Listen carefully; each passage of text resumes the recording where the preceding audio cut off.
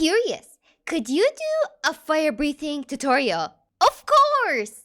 Just so you know, in this tutorial, it won't be like the usual ones you see related to making fire animation.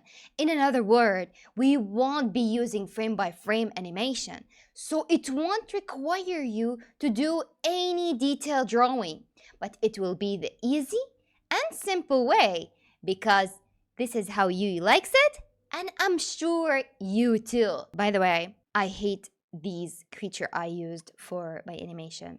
Those are tsumus, and I hate them. Welcome to another video with Yui. Yui is here to help you start your creative journey using free and affordable programs. Get Opentoonz ready, and let's get into it.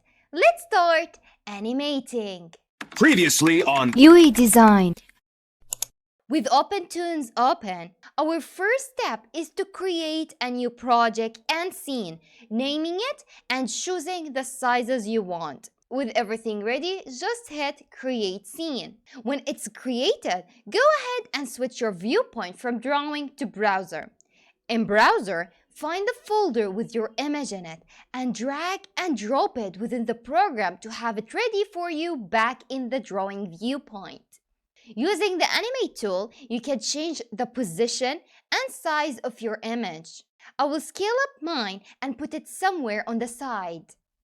Then, in the layer panel, we go ahead and create a vector layer. What is a vector layer, you ask? A vector layer is a special layer used specifically to create adjustable shapes, lines, and curves that does not get pixelized when you resize them.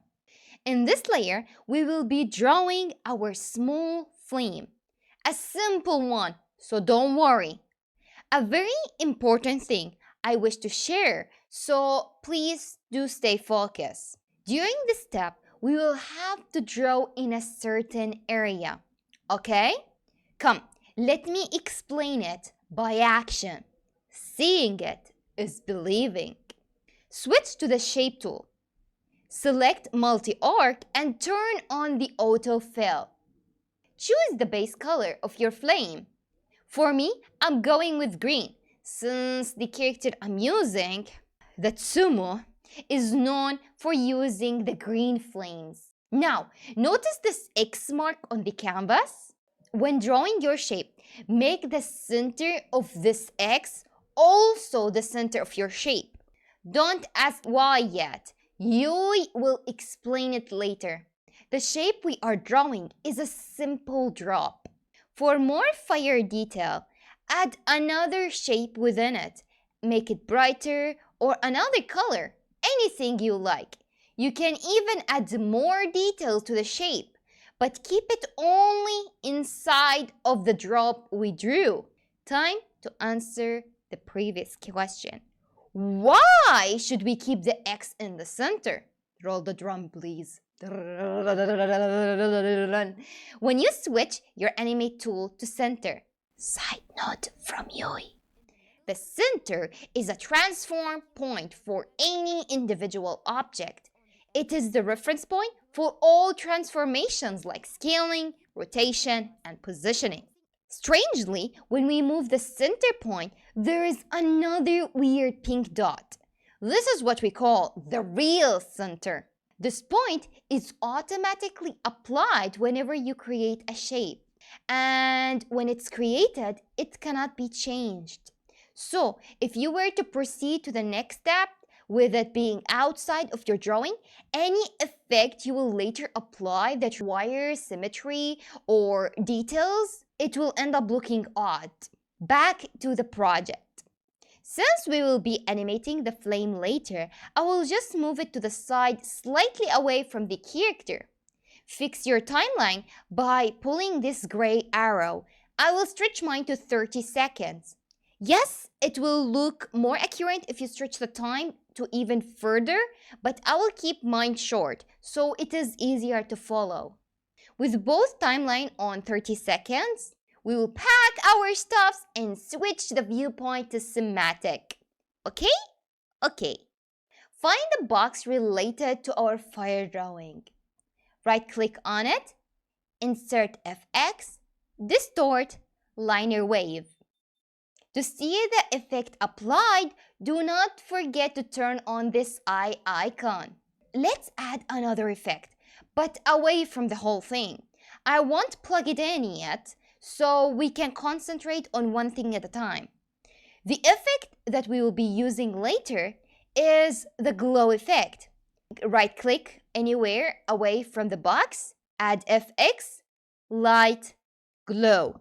Put it on the side and double click on the distort effect to get this panel. After a few tests, I came up with the best numbers to make the fire breathing like motion. So feel free to pause this video and take it slow. Or you can even experiment with a number based on your preference and choose what suits you more. Keep the panel open and switch to X sheet. Here, we will start animating the effect. In some of my other video, I did this multiple of times. So in case you forgot or you have any problem in this step or you are learning for the first time, take your time to understand. The function editor is where you can record the effect animation. Basically, it is another timeline for deeper details. Since the only number that we are going to change for the effect is the intensity, we will only create a keyframe for it. Double check if the eye icon is on. Then on the function editor, first frame, hit the diamond shape. Again, go to 30-second, the last frame, and change it, like me, to make the fire flicker away. Remember to hit the diamond shape when you change any numbers. Click play to see the results. Now, switch back to the drawing viewpoint so we can start moving the flame as if it's being carried away with the wind like a breath. Turn off the eye icon for less pressure on your device. And using the Animate tool, rotate it and make it smaller and place it closer to where you wish for the fire to come out from. Then, in the last keyframe, move it away, make it bigger in size, and turn on the eye icon.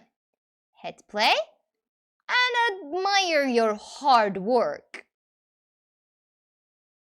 You can, of course, adjust it if needed. Happy that the effect is working? I hope so. Now, I don't want to ruin your moment, but we still have one last thing to do.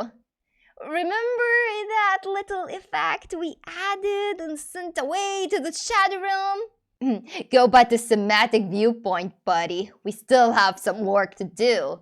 When viewpoint is switched, attach the glow effect in the same way I do.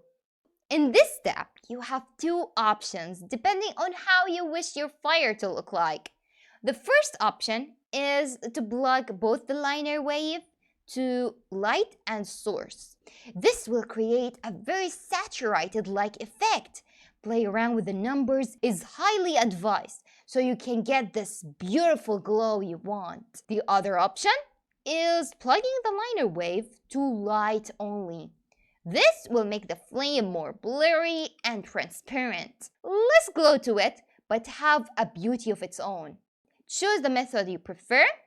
Go crazy, because we are done! Export your work and admire it, because you did a very good job on keeping up with Yui. Did you find it helpful? I sure do hope so. This tutorial honestly took a lot of time for me to make, since I ended up doing lots of research regarding how to create like a fire breathing kind of effect in the easiest and possible way I can obtain.